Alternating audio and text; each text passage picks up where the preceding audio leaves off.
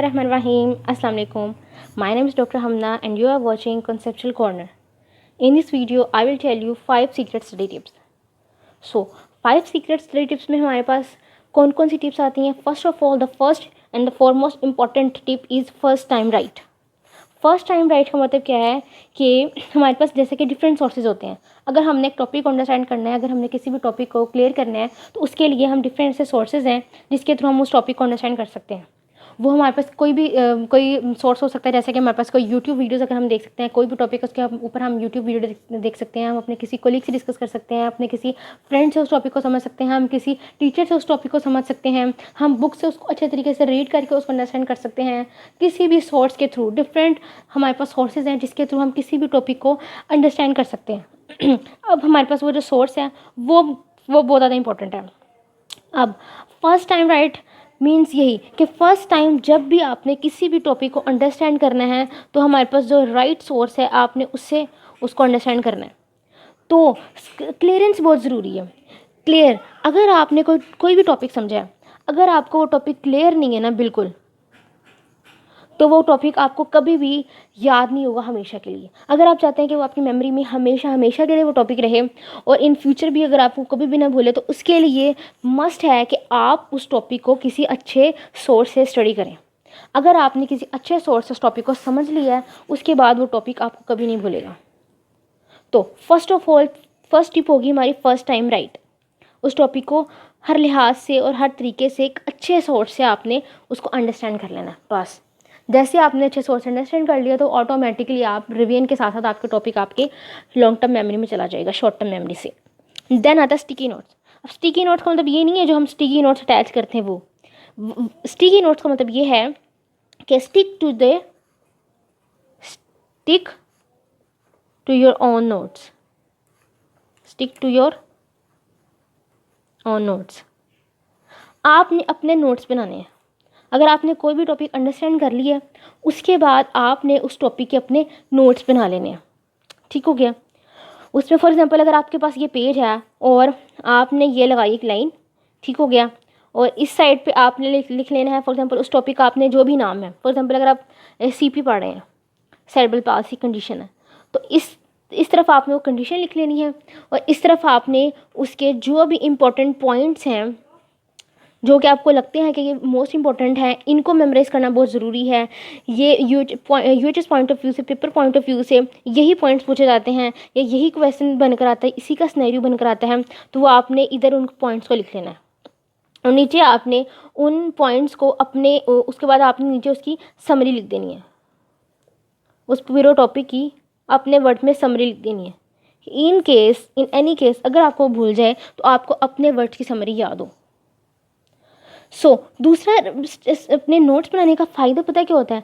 सबसे most important जो इसका बेनिफिट है वो ये होता है कि आपको वो नोट्स हमेशा जब भी आपने उसको दोबारा से रिवाइज करना होता है ना उस टॉपिक को, तो आपके एक तो अपने से बनाए हुए नोट्स होते हैं, अपने हाथों से बनाए होते हैं. तो जब आप उसको एक दफ़ा ऐसे गो थ्रू ही करते हो तो क्या होता है, एकदम आपको पूरा का पूरा टॉपिक आपके माइंड में वापस आ जाता है.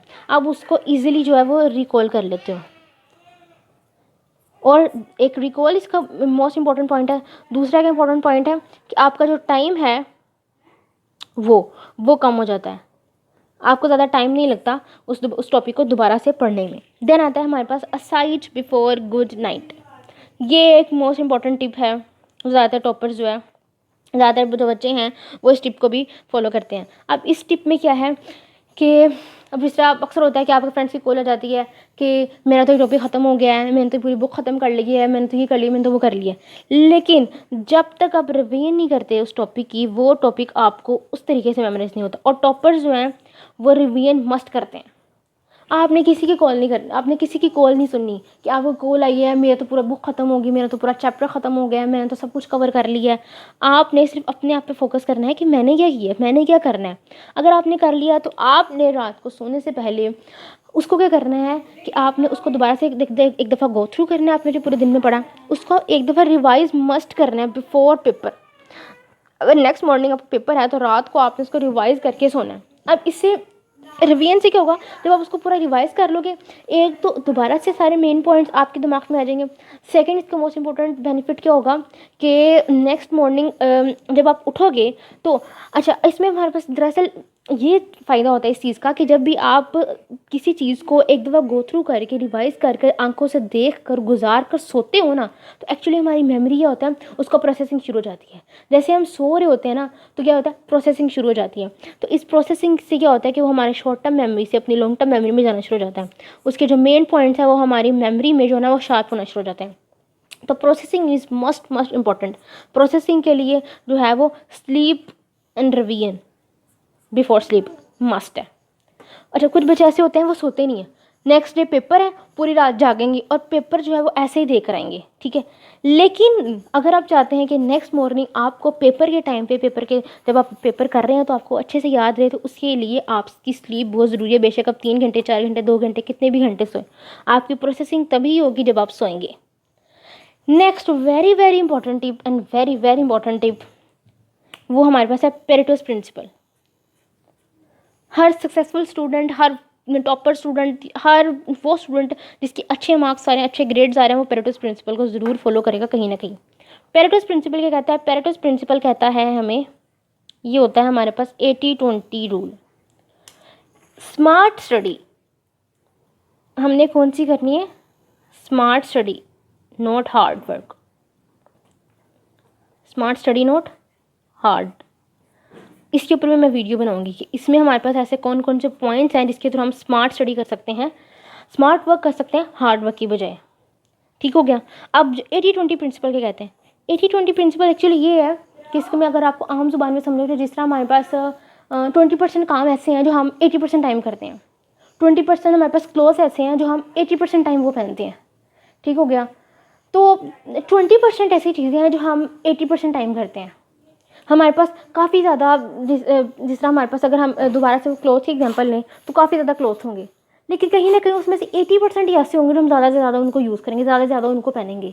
इसी तरह एग्जामिनर भी बच्चों के टाइम पर उनके जहन में भी हमारे पास ये 80-20 प्रिंसिपल होता है कि 20% ऑफ द मटीरियल ऐसा है जो 80% ऑफ द टाइम आता है। अब तो जो बच्चा इसको फॉलो करेगा कि उस 20% ऑफ द मटीरियल को, जो कि वाकई बहुत इंपॉर्टेंट है एग्जामिनर पॉइंट ऑफ व्यू से, उसको करेगा तो 80% उसको जो है ना पेपर हो जाएगा। लेकिन जो इसका ऑपोजिट कर लेगा, 80% वो मटेरियल कर लेगा जो 20% टाइम आया है पेपर में, तो वो फिर कभी भी उसके जो मार्क्स हैं वो ग्रेड उसके अच्छे नहीं आएंगे। सो इसके लिए बेस्ट इंपॉर्टेंट क्या है? पेरेटोस प्रिंसिपल के लिए पी से पेरेटोस एंड पी से past paper. Past papers must, past papers must. आपने पास पेपर्स मस्ट करने हैं कि पिछले 5 से 10 साल के पास पेपर्स में कि उन चैप्टर्स में से जो जो क्वेश्चंस आए हुए हैं उनको आपने मार्क कर लेना है, उनको हाईलाइट कर लेना है, उन्हीं को आपने बार बार रिवाइज करना है। उसी में से इंशाल्लाह 80% पेपर आएगा। Next is close your book. So that's all. Next क्या है? Close your book. जब आपने एक दफ़ा अपने टॉपिक को पढ़ लिया है, क्लियर कर लिया है, अपने चैप्टर को कर लिया है, गो थ्रू कर लिया है, तो देन आपने बुक को क्लोज कर देना है। उसके बारे में उसके बाद आपने बिल्कुल नहीं सोचना। तो एक आपका स्टडी टाइम है, एक आपका फ्री टाइम है। तो आपने फ्री टाइम में कभी भी अपना स्टडी के मुतालिक नहीं सोचना और स्टडी टाइम में फ्री टाइम की एक्टिविटीज़ के बारे में नहीं सोचना। तो close your book, close your eyes और एन्जॉय योर ड्रीम्स। ये आपने अपनी बुक को क्लोज करना है, या फिर अगर आप कहीं भी कोई एक्टिविटी करना चाहते हैं, कोई बैडमिंटन, कोई भी फुटबॉल, ऐसी कोई भी आप कुछ एक्टिविटी करना चाहते हैं, कोई भी स्पोर्ट्स में जाना चाहते हैं, अपने फ्रेंड्स के साथ करना चाहते हैं, अपने फ्रेंड्स को कॉल करना चाहते हैं, या आउटसाइड कहीं भी आप वॉक पे जाना चाहते हैं, जॉगिंग पे जाना चाहते हैं, टी टाइम है आपका, तो आप वो जा सकते हैं। तो आपने अपनी बुक को क्लोज करना है और अपनी जो अदर एक्स्ट्रा करिकुलर एक्टिविटीज़ हैं उनको भी आपने साथ साथ लेकर चलना है, ताकि इससे आपका जो माइंड है वो भी शार्प रहे। क्योंकि अगर आप एक्टिविटी करोगे, फिजिकल एक्टिविटी करोगे, वॉक करोगे, जो एक्सरसाइज करोगे, तो आपकी बॉडी हेल्दी रहेगी। And as you know, healthy body has an healthy mind. एक हेल्दी बॉडी में एक हेल्दी माइंड होता है। जब तक बॉडी एक्टिव नहीं होगी, आपका माइंड भी एक्टिवली नहीं करेगा। तो ये थे हमारे पास 5 secret study tips. So hope so कि आपको सारे के सारे टिप्स जो हैं वो समझ आ गए होंगे। So in any query, in any problem, you can comment in comment section and also subscribe and like my channel. Thank you.